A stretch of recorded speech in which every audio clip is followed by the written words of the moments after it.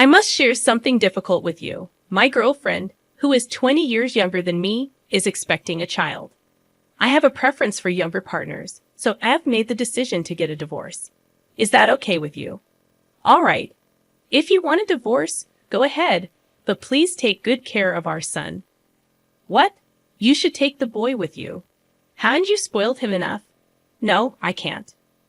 Because he is? I closed my mouth right there. If this conversation were to remain between us, there wouldn't be any problem. However, Ken must have overheard it from his place in the room. What would he think if he heard this? That was my only concern. Still, I must respond. Otherwise, this man will not understand the gravity of the situation. Destroying our happiness and only thinking about his own, that's too selfish. I won't stand for it. Just as our happiness was taken away, I want to take his away too. Driven by such feelings, I decided to confront Ted with a shocking truth. My name is Mila Davis. I am 41 years old, living with my husband Ted and our high school junior son Ken. I married Ted 13 years ago when I was 28. Back then, I was an insurance saleswoman visiting various companies to sell insurance. That's when I met Ted, who was working at a local import-export business, having recently divorced his wife. My wife cheated on me and left me. Now I'm living with my 5-year-old son, just the two of us, and it's pretty lonely, he said, looking somewhat sorrowful. Every time I visited Ted's company for work, I started talking to him. Eventually, Ted asked me, "Would you like to go out together?" But we never went out, just the two of us, because Ted always brought his son Ken along. He can't stay at home alone, right? I'd really love for you to be my son's new mom, but I guess you wouldn't want to marry a man with a child, he said. Seeing him like that, I thought he truly cherishes his child. If he could care for a child like that, then surely he'd care for his family. So I decided to marry Ted. But that was all a performance to marry me. In fact, as soon as we got married, Ted changed. I quit my job and became a housewife. Housework and childcare became my job, which wasn't a problem, but Ted started neglecting Ken. Before our marriage, he even brought Ken along on our dates. But after our marriage, he didn't even look at Ken, not just on weekdays, but even on weekends. Ted never talked to Ken, never took him out, never played with him, nothing. Even after Ken started elementary school, Ted's attitude didn't change. I went to all the school events alone, and he totally ignored all events that parents should join and enjoy together. You could at least attend some of the school events with Ken, I told him once. Ted made a grimace, signed annoyance, and said sorry. But I'm just tired from work. What? Oh, be quiet. Taking care of our son is your job as his mother, right? Just do it properly, he shouted, ending the conversation. What happened to the man I knew before we got married? I felt a twinge of regret. Then, one day, Ken had just come home from elementary school and was helping me prepare dinner when a message from Ted arrived on my phone. Wait, what? He's bringing his subordinates home from now on. Apparently, he was going to bring several colleagues home. Ted had just been promoted to team leader, so he probably wanted to deepen his relationship with his new subordinates. What should I do? We don't have any food stored. They would surely end up drinking at our home. And if that's the case, we'll need some snacks. It's not even an hour's drive from the office to our home. After some thought, I decided to go to the nearby supermarket to buy some ingredients. When I arrived home, I immediately started cooking in a rush. I'll help too, offered Ken. Oh, thank you. Then, could you please get the dishes ready? We worked hard, but there were limits to what we could prepare. Ted arrived home when only about half of the preparations were done. I'm home. Hey, I brought my colleagues, Ted shouted at the entrance. I greeted them briefly and led them to the room, serving beer and snacks. As I contemplated the next dish, Ted came into the kitchen and asked, Hey, what's happening with the food? I told you in advance. I'm cooking right now. There are snacks, so it should be okay for now. What have you been doing? If you could notify me a bit earlier, stop complaining. You should have this ready. Do you want me to be embarrassed? I was shouted at and left speechless. There were countless things I wanted to rebut, but the sound in the kitchen could be heard in the living room. The guests must have felt uncomfortable too. Thinking so, I couldn't say anything in response. In the end, I silently endured our guests. But once they had left, I had a big fight with Ted. I was angry at Ted for shouting at me just because of his own convenience. Ted puckered his lips and said in a childish manner, "Okay, fine. I'll have a party and some venues from now on. Happy now." After that, Ted started hanging out more. His spending got wilder, and he would head out early on his days off. By then, Ken had become a 7th grade student, and it started costing money for things like after-school programs. That's when I talked to Ted about wanting to start a part-time job. A part-time job. What, you want money for leisure? No, that's not it. It's for things like Ken's tuition for the after-school programs. Oh, I see. Do whatever you want. Even though Ted, perhaps because he was drunk, gave a careless response, I got his word, and so I started a part-time job as an insurance agent. I asked a former boss from the company I worked at before marriage to make me a part-time employee. This should make things a little easier. Even then, because Ted complained, I couldn't slack off on housework. The time I could work was limited, and I had to prepare dinner before Ted got home. I managed my time well and kept working. Then, one day, I accidentally let work run late.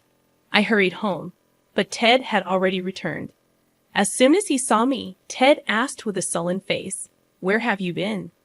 I was at my part-time job. Part-time job? You weren't cheating on me, were you? Ted stared at me intently.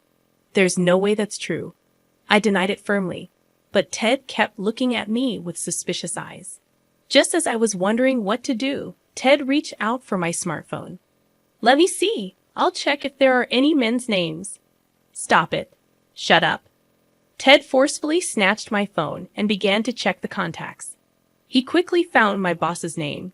Hey, who's this? It's a man's name, isn't it? He's your lover, ain't he? All right then. Before I could react, Ted dialed my boss. Stop it. You just keep quiet. Thankfully, the misunderstanding was cleared up quickly. I extended my sincere apologies to my boss, urging Ted to do the same.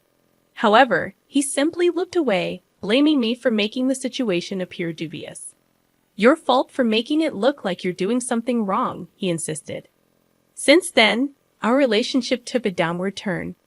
Even as Ken progressed to the 9th grade, nothing changed. I couldn't help but question whether it was okay to continue in this strained relationship. Despite my concerns, I struggled to find a way to mend our relationship. Before I knew it, Ken had become a senior in high school, preparing for college.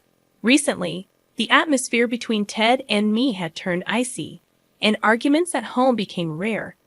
At least this way, it wouldn't adversely affect Ken's studies. I thought things could remain like this until Ken entered college. Then, one day, my job required me to be near Ted's workplace.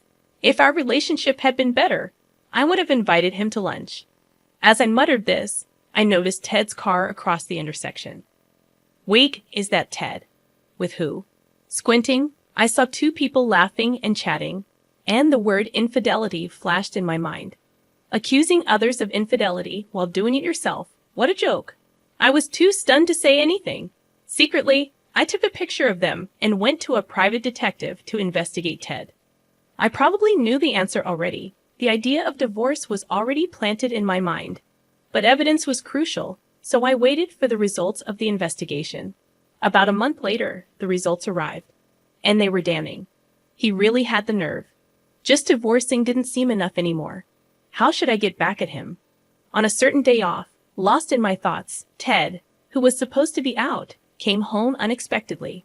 Rushing over to me, he explained, "I'm sorry, but my girlfriend, who's 20 years younger, is pregnant." What? I couldn't believe my ears, but there he was, a smirk on his face, declaring, "So yeah, my girlfriend, who's 20 years younger, is pregnant. I prefer younger women, so I'm gonna divorce you. That's fine, right?" Well, he certainly had the guts to confess his affair himself. However, I saw this as an opportunity. With this in mind, I decided to seize the moment. "Go ahead and get married, but please take care of our son." With a smile on my face, I said this, seemingly catching Ted off guard. What? You should take our son with you. I've always been so fond of him. I don't want to, because that boy is... I carefully chose my words, aware that Ken, studying in his room, could hear me. What would he think if he heard this? That was my only concern. Nevertheless, if I didn't stand up to him now, he wouldn't understand the gravity of the situation. It was far too convenient for him to destroy our happiness and go off to find his own. I wouldn't let that happen.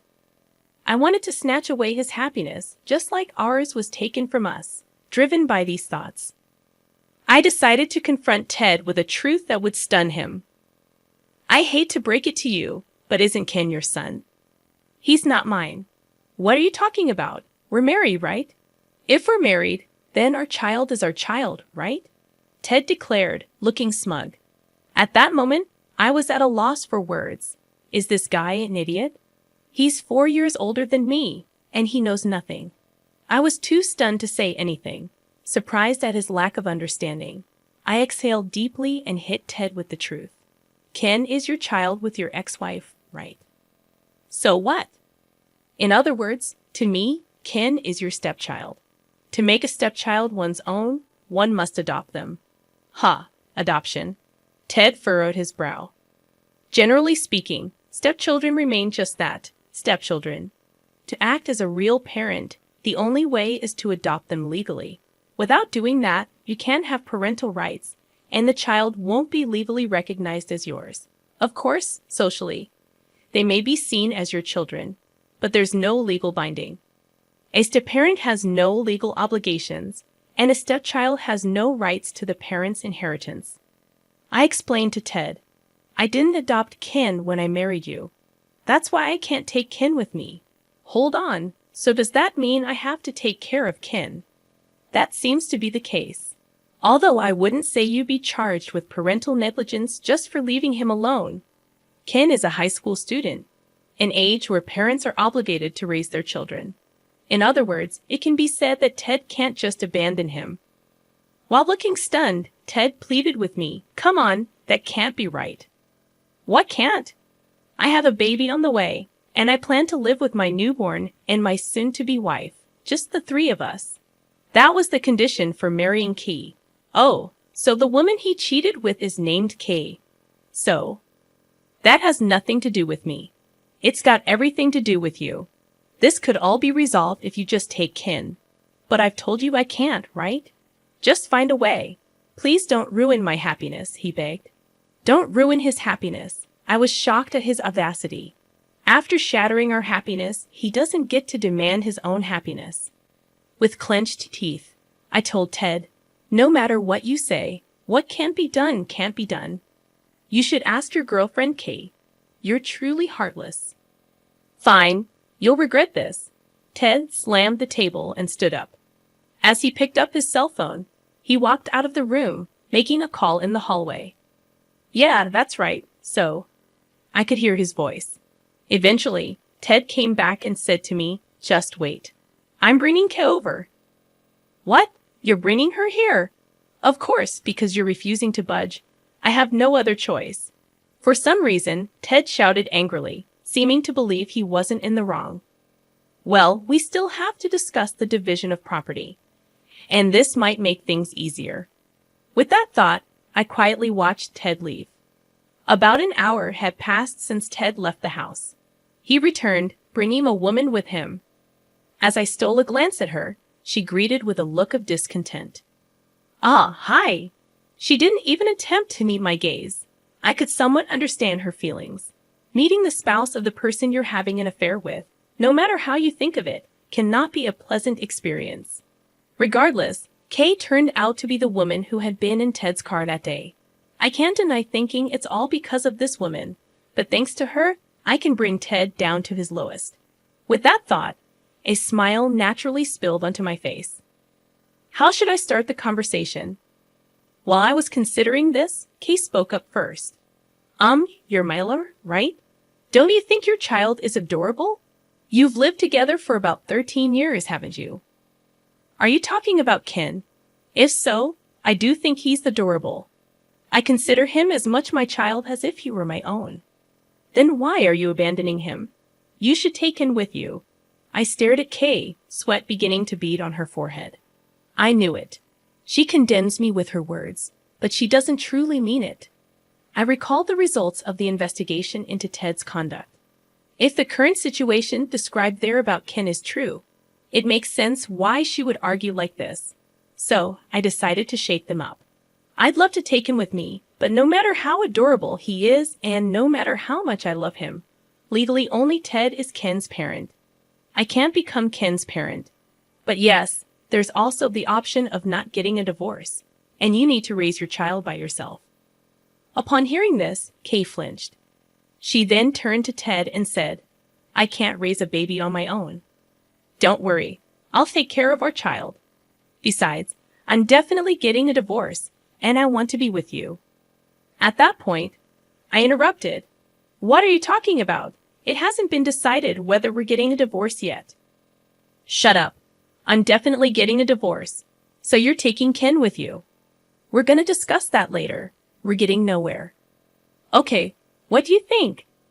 I turned the conversation over to Kay. She made a pout and said, I can't raise someone else's child, even if it's the child of the man you love. Course not. I love Ted, not some child of Ted and another woman. Oh, I see. But isn't your argument a bit strange? Why do you want to raise someone else's child? That's your personal opinion, and I won't blame you for it. But you're okay with making Ted raise another person's child, right? As soon as I said that, Kay's face turned suddenly pale. At the same time, Ted tilted his head, questioning, What are you talking about? I'm talking about the baby, Kay's baby in her belly. This child is mine. I told you that before. While Ted seemed puzzled, I continued, You did say that, but it's odd. According to what I investigated, the father of Kay's child should be another man. As soon as I broke the news, Ted turned to Kay. With her face pale, Kay looked down, and Ted stared at her. The whole scene was so ridiculous that I nearly burst into laughter. Ted interrogated Kay, asking if what I said was true. Kay banged on the table, arguing back, Don't be stupid. The father of this child is you, Ted. But I calmly told her, That's not true. I have proof. Look. Saying this, I laid out a single photo on the table, an image obtained through a private investigation. The picture showed Kay and an unknown man talking in front of an obstetrician's office. With a private investigation, they also checked if she was cheating. According to that, she had a man she was seeing, and the child in her belly was his.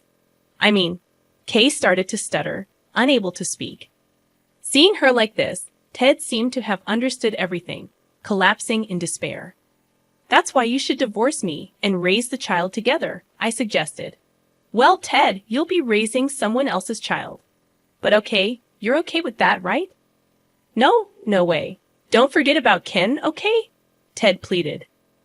Wait, let's get back together, Mela. If I break up with her, you won't divorce, right? What? You're saying whatever suits you. Sorry, but I was also planning to divorce, so this comes at the right time.